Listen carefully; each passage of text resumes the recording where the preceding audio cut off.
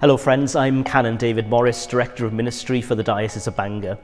A week today is Vocations Sunday, traditionally observed on the fourth Sunday of Easter by several Christian traditions as a global day of prayer for vocations to Christian ministry.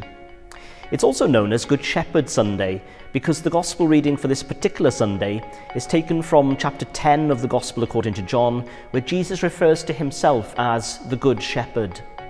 And it is the life and ministry of Jesus, the Good Shepherd, which provides the model and pattern for all Christian vocations and ministry.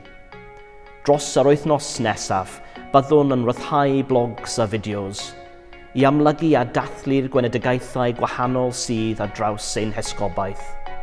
Mae adnoddau ar gael ar wefan yr ysgobaeth i'n helpu ni I wneud y gorau o Sul y Galwedigaethau.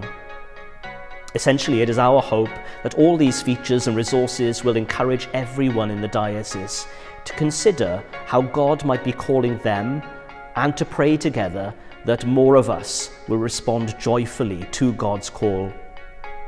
It's my hope and prayer that we will all realize our God-given potential and become the people He has called us to be.